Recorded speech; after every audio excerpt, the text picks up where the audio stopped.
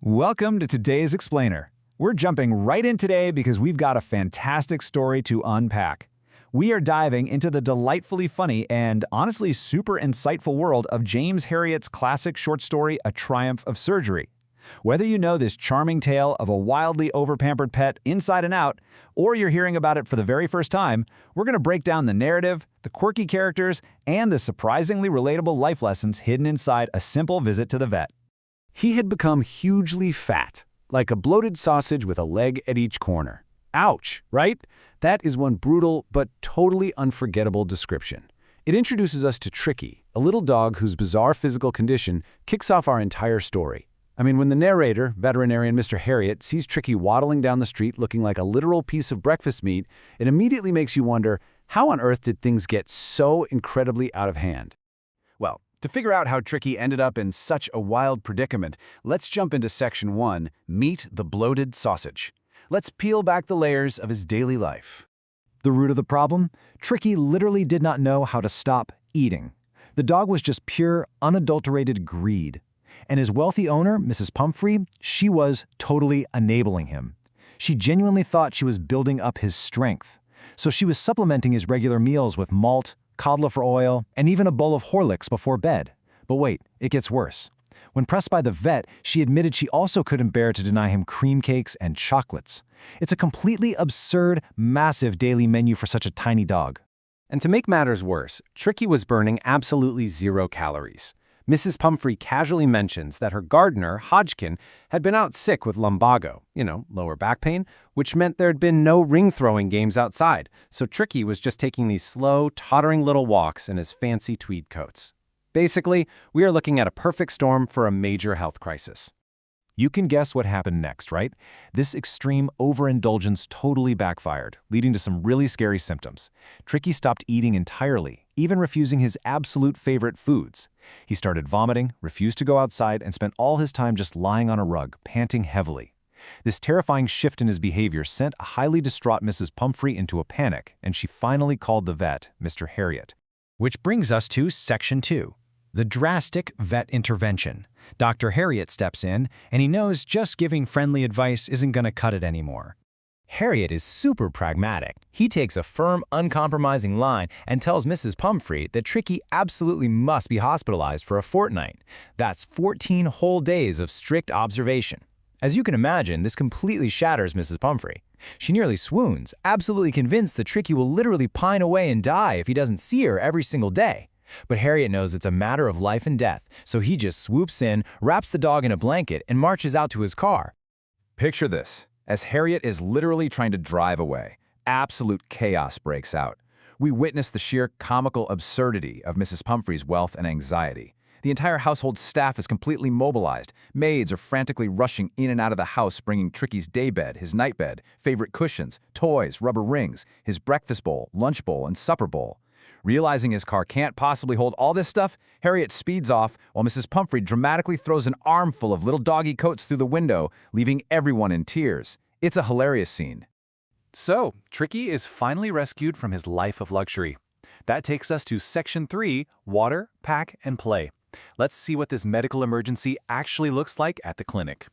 Spoiler alert, it wasn't fancy medicine. If Mrs. Pumphrey expected complex medical procedures, she would be completely shocked.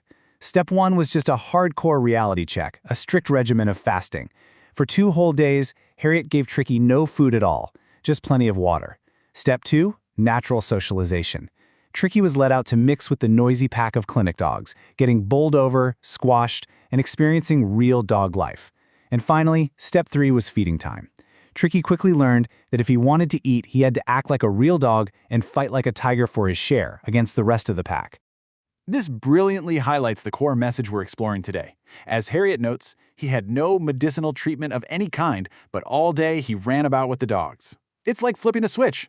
Simply removing the artificial, pampered environment allowed Tricky to naturally rediscover his wild canine instincts. He went from a listless, panting little blob to an accepted member of the gang, happily hunting rats in the old henhouse. Now over to Section 4, Wine, Brandy, and Recovery. Because back home, Mrs. Pumphrey is completely clueless about this rugged new lifestyle. She's anxiously hovering, calling a dozen times a day, and decides she needs to help Tricky convalesce. So she starts sending care packages. And oh my goodness, the escalation here is just ridiculous. It starts in the morning with 24 fresh eggs at a time, meant to build up Tricky's strength. Then the bottles of wine start arriving to, quote, enrich his blood, which turns the vet's lunch into a ceremonial occasion. And then the absolute peak of luxury, bottles of fine brandy for the evening. The contrast here is just absolute gold. You have Mrs. Pumphrey on one hand thinking she's funding this delicate, life-saving nutritional therapy for a deeply sick dog. But the reality? Not a single drop of that alcohol or those extra eggs went anywhere near Tricky. Dr. Harriet and his partners were intercepting the whole haul. They were eating 2 eggs for breakfast, drinking wine with lunch, and finishing luxuriously around the fire with fine brandy. It was such a great setup that Harriet was actually tempted to keep Tricky on as a permanent guest. But alas, duty called. Even without the brandy and the cream cakes, actually specifically because he wasn't getting all that junk, 2 weeks of just water, a normal diet, and relentless exercise worked an absolute miracle. Tricky was completely transformed from that bloated sausage into a lithe, hard-muscled animal, stretching out in great bounds alongside his new pack. After a fortnight, Harriet calls Mrs. Pumphrey to collect him. A gleaming black car pulls up almost immediately. When Tricky sees his mistress, he takes this tremendous leap right into her lap, barking and licking her face. As the car pulls away, a weeping Mrs. Pumphrey leans out the window and delivers the line that gives the story its title.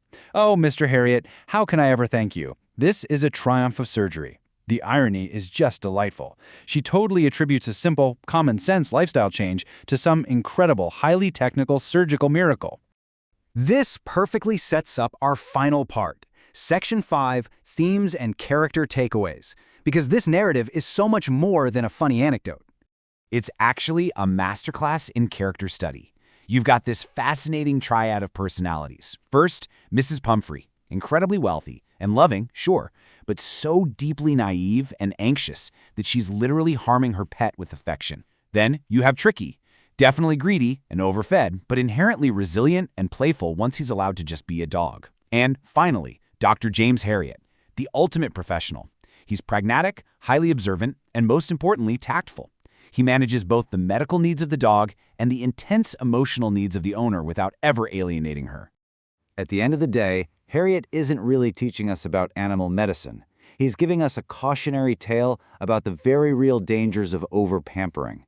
It touches on the need for proper parenting knowledge, whether we're talking about pets or kids.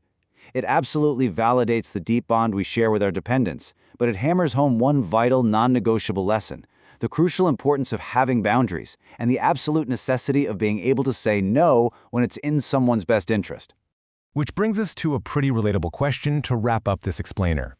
Is there a Tricky in your life that you're over-pampering right now? Whether it's a pet, a child, or even a friend you're enabling with way too much of a good thing, remember that sometimes the greatest act of love is simply setting a boundary. Thanks so much for joining me today. Keep learning, keep questioning, and I'll catch you in the next explainer.